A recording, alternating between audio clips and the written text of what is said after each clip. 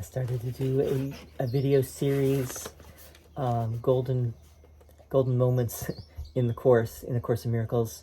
I've been doing readings from this book that I published. It's called Simply A Course in Miracles by Alau Alani. It's out on Amazon. Let me know if you want a signed copy. I will send it to you.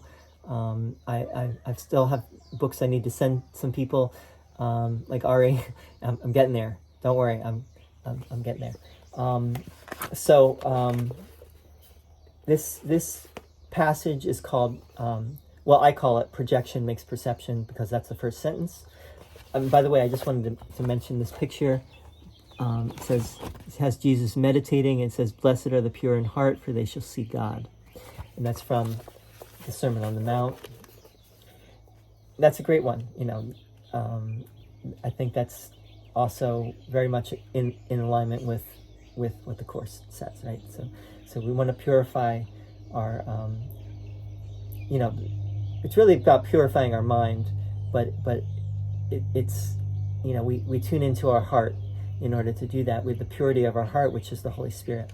So projection makes perception. Here we go. Projection makes perception.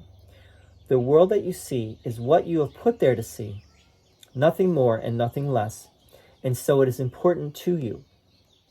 The world that you perceive is the witness to your state of mind, the outward picture of your inward condition.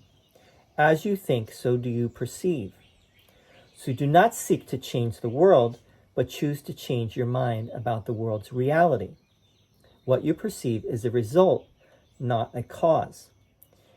That is why no miracle is harder than another. What you look upon with your Christ mind's vision is healed and holy, and nothing perceived without it means anything. Where there's no meaning, there is chaos. This great passage just really gets to the heart of the Course, and has some very important lines here that are really worth remembering. And some quotes, from the Course, like "Projection makes perception" is a great quote to remember. "Seek not to change the world, but seek to change your mind about the world" is a great one.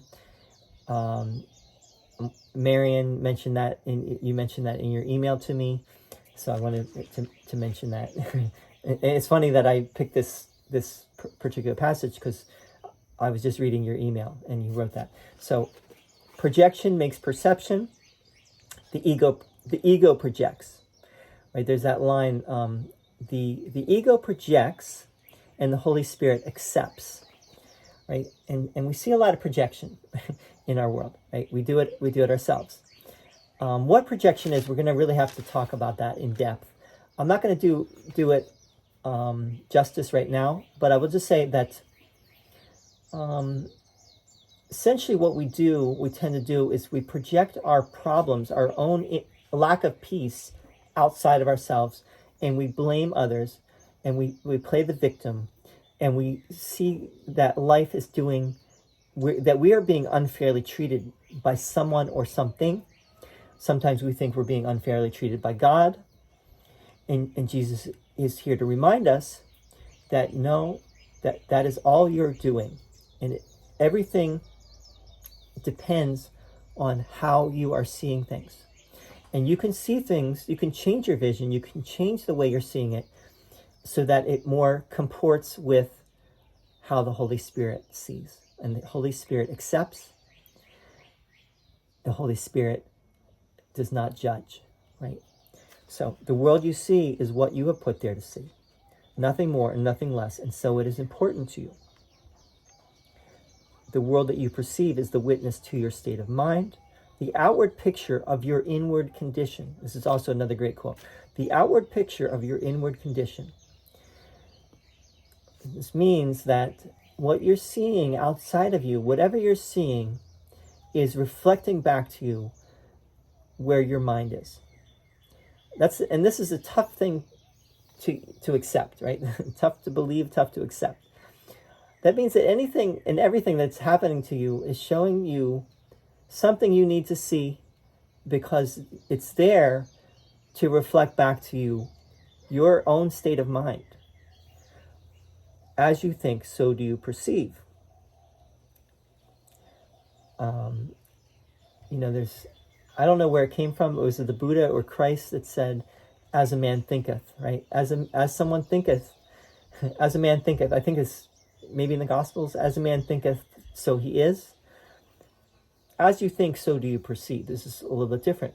As you think, so you will see things, right? Perception. So do not seek to change the world, but choose to change your mind about the world's reality. It's interesting because this is a little different. The other quote is, seek not to change the world, seek only to change your mind about the world. But this is a little different because this says, but choose to change your mind about the world's reality. Right? And how do you do that? You don't try to change anything outside of yourself, but rather you change the way that you're seeing the world, right? You're changing it along the lines of what Jesus is asking, or what Jesus is inviting us to, which is to accept that this world is an illusion, and this world ultimately is not real and does not ultimately exist. And so if we do that, then our experience of life is going to change, because we will stop putting so much energy and emphasis on the illusion, and we will start to put more and more emphasis and energy into truth. And the truth is just the oneness, the one love, which is our only reality, which is what we really are as our true self and our true identity. What you perceive is the result, not a cause. Right? What you perceive is caused by how you have chosen to perceive things. That is why no miracle is harder than another, right? And that's the first principle of miracles. There is no order of difficulty in miracles. One is not harder than another.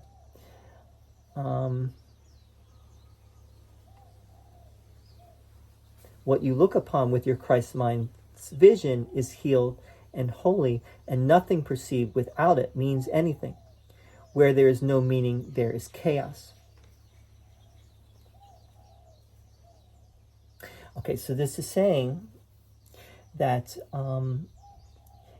if you understand that everything is an illusion, you can bring forgiveness to everything, every little thing, and every big thing. Right? So, for example, if you have a hard time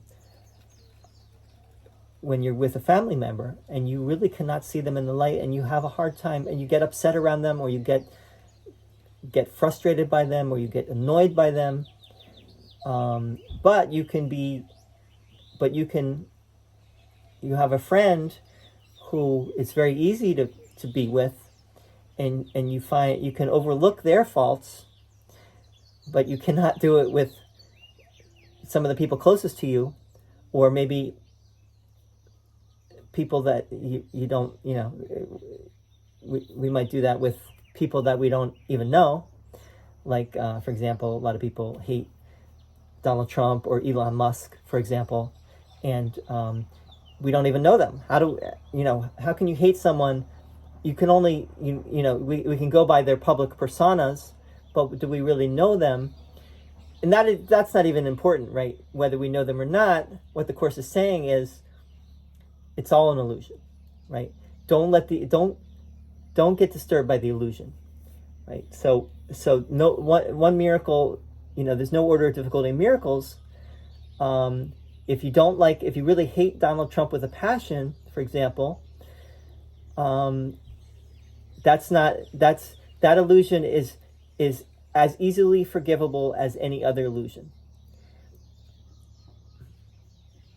And if you look at it through your Christ mind, if you see everything with the Christ mind, which is the mind that accepts and overlooks, then you will not even see a problem, right? You won't see anything to forgive. You will just see that everything really is in perfect divine order, and you can be at peace. Right?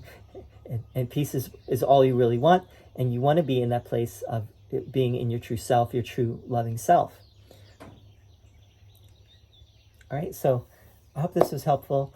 try to keep it kind of short and sweet, although this is 10 minutes. But thank you so much for tuning in, and we'd love to hear your thoughts, your comments, any feedback you want to give, any additional comments you have on this passage to bring some light to it, to help interpret it. And see you very soon again. Shine on.